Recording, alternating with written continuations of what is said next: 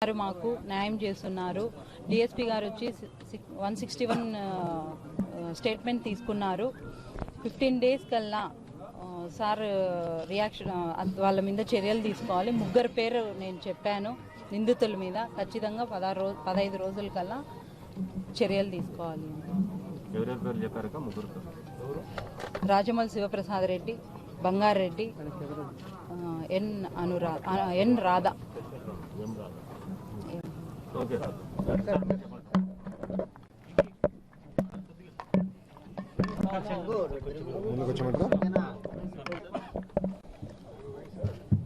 ఈరోజు అప్రజిత గారితో అండగా నిలబడడానికి పెద్ద ఎత్తున తెలుగుదేశం పార్టీ నాయకులు, కార్యకర్తలు ఈరోజు ప్రొద్దుటూరుకు వస్తాం జరిగింది.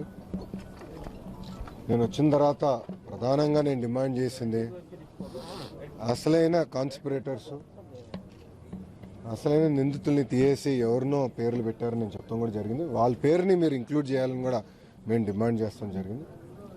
దాంట్లో భాగంగా చెల్లి స్టేట్మెంట్ మళ్ళీ తీసుకుని కోర్టుకి ఇచ్చి కోర్టు ద్వారా మళ్ళీ మేము ఎఫ్ఐఆర్లో పెడతామని కూడా వాళ్ళు చెప్తాం జరిగింది.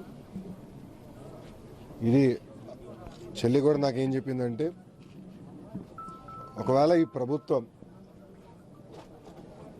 15 రోజుల్లో నిందితులు ఎవరైతే ఇప్పుడే చెల్లి చెప్పిందో వాళ్ళపైన కానీ యాక్షన్ తీసుకోకుండా ఎలాంటి దర్యాప్తు జరగకపోతే మళ్ళీ నేను ఉద్యమానికి దిగుతానన్నా, నువ్వు నాకు అండగా నిలబడతావని చెల్లి కూడా మళ్ళీ నన్ను అడుగుతాం జరిగింది. నేను ఆమెకు హామీ ఇచ్చాను. ఇది నా బాధ్యత. ఒక తెలుగుదేశం పార్టీ ఒక నాయకుడిని కోల్పోయాను. ఇది పార్టీ బాధ్యత, నా బాధ్యత. నేను మీకు అండగా నిలబడతానని కూడా చెల్లికి నేను హామీ ఇస్తాం జరిగింది. నేను ఈ ప్రభుత్వాన్ని కూడా ఒక హెచ్చరిక జారీ చేస్తున్నాను. చెల్లికి కానివ్వండి, లేదంటే కుటుంబ సభ్యులకు కానివ్వండి, లేదంటే సాక్షులకు కానివ్వండి, ఎలాంటి ప్రలోభాలు పెట్టినా, ఫోన్ కాల్స్ చేసినా, లేదంటే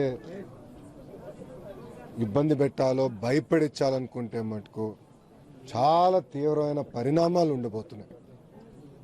వీళ్ళందరి భద్రత జగన్ రెడ్డి గారి బాధ్యత, ఆంధ్ర రాష్ట్ర ముఖ్యమంత్రిది బాధ్యత.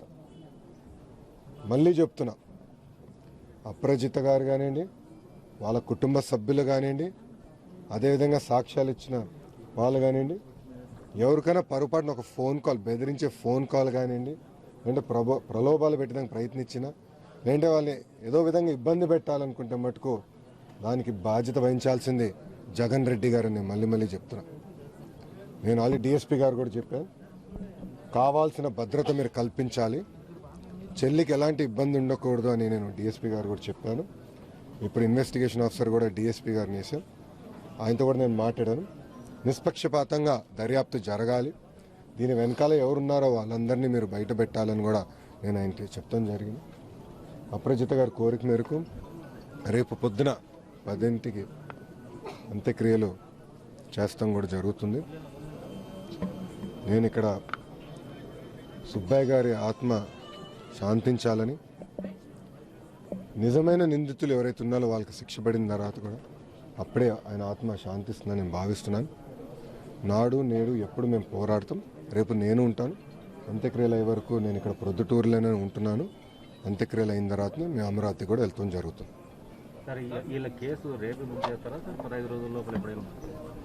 ఫస్ట్ ఇప్పుడు స్టేట్మెంట్ తీసుకున్నారు. ఆ స్టేట్మెంట్ కాపీ కూడా చెల్లికి ఇస్తాం జరిగింది. ఇప్పుడు అది కోర్టుకి పెడతారు.